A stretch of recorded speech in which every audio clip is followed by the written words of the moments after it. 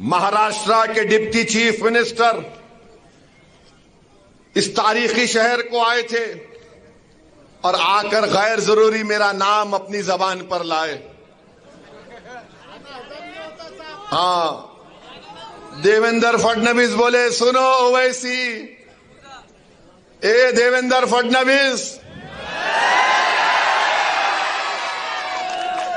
याद रखो तुम मेरी जबान का मुकाबला नहीं कर सकते ना। अगर तुम मोदी अमित शाह भी बैठ गए तो मेरी जबान का मुकाबला नहीं कर सकते।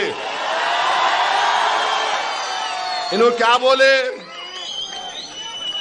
बोले, ए ओवैसी,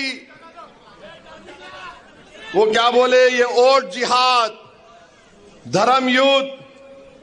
हम इलेक्शन कमीशन ऑफ इंडिया से पूछना चाहते हैं, क्या ये जबान इलेक्शन के कानून के ताबे है या उसके खिलाफ है? इलेक्शन कमीशन ऑफ इंडिया जवाब दो। ये महाराष्ट्र के चीफ इलेक्टोरल ऑफिसर से हम पूछना चाह रहे हैं, मेरा नाम लेकर जिहाद का नाम लिया जा रहा है, धर्म युद्ध का नाम लिया जा रहा है, क्या ये इलेक्शन कानून के खिलाफ नहीं है? क्या ये मॉडल कोड ऑफ कंडक्ट के खिलाफ नहीं है? ये लोकशाही है, जमहूरियत है, यहां पर धर्म युद्ध और जिहाद कहां से आ गया फडणवीस?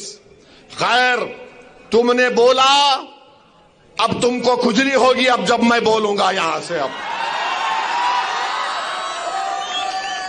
सुनो देवेंद्र फडणवीस, तुमने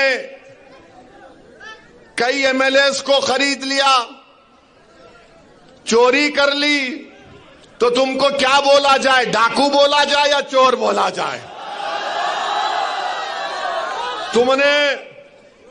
तुमने महाराष्ट्र से एक ड्रग पार्क का प्रोजेक्ट आ रहा था 3000 करोड़ का, टाटा एयरबस का प्रोजेक्ट 22,000 करोड़ का महाराष्ट्र को आ रहा था, वेदांता फॉक्सकॉन का 1,55,000 करोड़ का प्रोजेक्ट आ रहा था, मेडिकल की इक्विपमेंट बनाने का प्रोजेक्ट आ रहा था 4,024 करोड़ का। अरे देवेंद्र फडणवीस, तेरे को इतनी हिम्मत नहीं हुई तो रोक दिया उसको, गुजरात कहीं को जाने दिया रे? हाँ, 1,80,000 करोड़ का प्रोजेक्ट महाराष्ट्र को नहीं आया, गुजरात को चले गया। क्यों? तुम तुम्हारे पप्पा जी से डर गए थे मोदी के?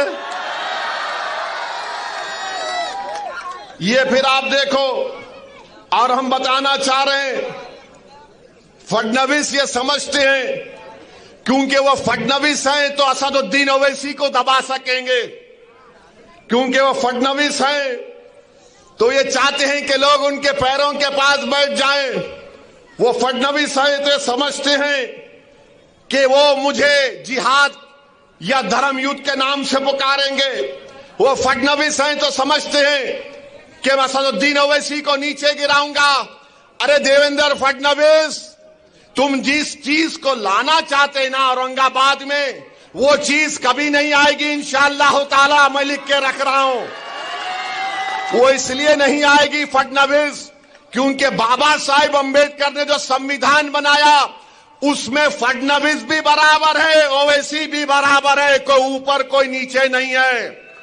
और फडणवीस, मैं तुमको चैलेंज कर रहा हूं, तुम महाराष्ट्र में किधर भी हो, तुम्हारी जबान पर दूल्हे भाई का नाम तो आ गया ना। अब तुमसे मैं कह रहा हूं फडणवीस, तुम्हारी जबान से जरांगे पाटिल का नाम निकलेगा,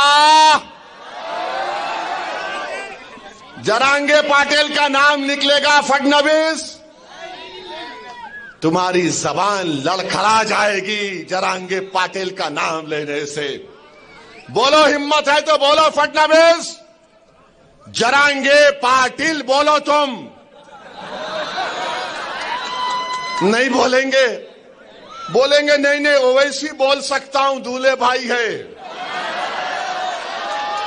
मेरे भाईजान है, बोलूंगा। अब भाईजान किसको बोलते मालूम, लाइटर वेन में, मगर जरांगे पाटिल का नाम नहीं लेंगे फडणवीस। तुम फडणवीस बोलो, जरांगे पाटिल, नहीं बोल सकेंगे। डर नहीं लगता, कच्ची हो जा रही पूरों की। और देवेंद्र फडणवीस, तुम बार बार जिहाद जिहाद बोलते। सुनो फडणवीस, तुम्हारा हीरो जेल में बैठकर अंग्रेजों को लव लेटर लिख रहा था।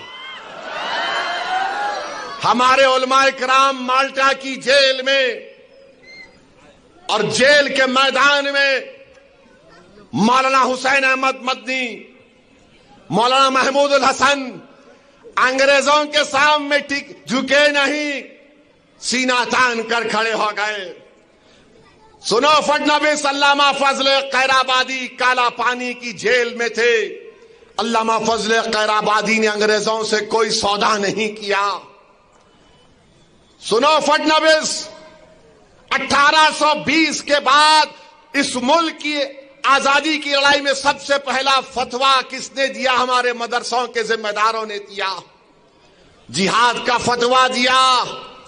फडणवीस, जब तुम्हारे बुजुर्ग नहीं थे, अंग्रेजों से लड़ने का तरीका हमने देश को सिखाया।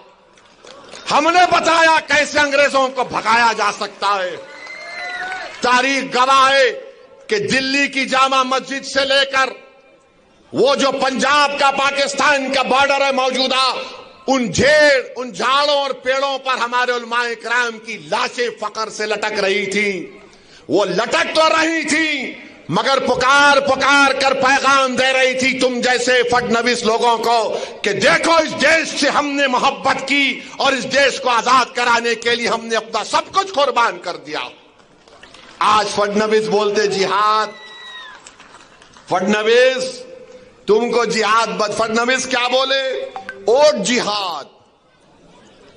अभी लैंड जिहाद हो गया, लव जिहाद हो गया, एग्जाम जिहाद हो गया। अब फडणवीस, आरएसएस, बीजेपी बोल रही वोट जिहाद। यानी धूलिया में मालेगांव सेंट्रल की सीट से बीजेपी के उम्मीदवार को वोट नहीं मिला तो फडणवीस बोल रहे वोट जिहाद। हमको सेंट्रल मालेगांव से वोट नहीं मिले, जहां तुम्हारे को वोट नहीं मिला वहां जिहाद हो गया। जहां तुम्हारे को हार गए वहां जिहाद हो गया। तुम गुजरात में भी एक सीट हार गए, कैसा हारे बोलो? तुम हैदराबाद में मेरे खिलाफ हार गए, कैसा हारे बोलो?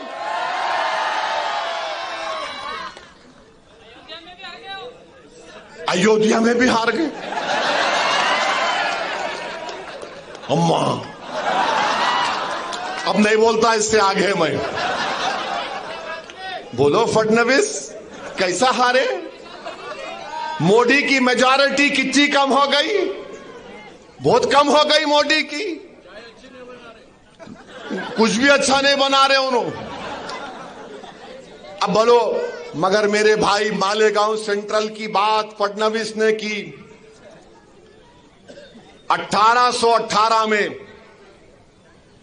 अंग्रेजों और मराठाओं की जंग हुई थी, तीसरी जंग। मराठाओं की फौज में मुसलमान थे। कौन सी तारीख को? 1818। फडणवीस, तुम तारीख में वीक हो, तुम्हारे को नहीं मालूम, तुम हिस्ट्री नहीं जानते। कुछ भी नहीं जानता, छोड़ो उन्हें। तो 1818 में अंग्रेजों के खिलाफ मराठाओं ने जंग की थी और उस जंग में मुसलमान थे। मुसलमान मालेगांव के किले पे खड़े हो गए और अंग्रेजों को से मुकाबला किया। उसमें 30 से ज्यादा सिपाही शहीद हो गए और अंग्रेजों को, उन मुसलमानों को जो मराठाओं की फौज में थे, 36 तोपों को इस्तेमाल करना पड़ा। 8000 गोले गिराए, 35,500 गन पाउडर इस्तेमाल करना पड़ा। फडणवीस, ये वो मुसलमान जो मराठाओं की फौज में मालेगांव के किले में खड़े हो गए थे और अंग्रेजों को मुकाबला किया। फडणवीस, तुम्हारे पूर्वज नहीं थे, ओवैसी के पूर्वज थे जो अंग्रेजों से जिहाद कर रहे थे। और फिर 1921 में मालेगांव में इनकलाबियों ने खिलाफत नॉन कॉपरेशन मूवमेंट के बाद मालेगांव के किले पे चढ़ गए। अंग्रेजों का झंडा हमने निकाला, फडणवीस तुम्हारा हीरो नहीं निकाला। हमारे बुजुर्गों ने झंडा निकाला, मालेगांव शहर को कब्जा कर लिया और उसके बाद अंग्रेजों ने क्या किया? बोलो फडणवीस, मरने वालों में, शहीदों में तुम्हारा नाम था या ओवैसी के बाप दादा का नाम था? बोलो नाम क्या था? सुनो फडणवीस, शहीदों का नाम जिन्होंने 1921 में अंग्रेजों का झंडा निकालकर हिंदुस्तान के झंडे को लहराया, शहीदों में नाम सुलेमान शाह, इस्माइल अल्लाह रखा, शाहीन बिकारी, शाबान बिकारी, बुद्धू, फरीदास, अब्दुल गफ्फार, ये तमाम को फांसी पे लटका दिए फडणवीस। तुम्हारा हीरो अंग्रेजों को लव लेटर लिख रहा था, I love you, I love you. हम आई लव यू नहीं बोले अंग्रेजों को, हम बोले वी हेट यू, तुमको निकलना पड़ेगा भारत से। तुम आकर हमको जिहाद सिखाओगे फडणवीस? अरे तुम जिहाद का जे नहीं जानते, तुम हमको क्या पूछ रहे हो?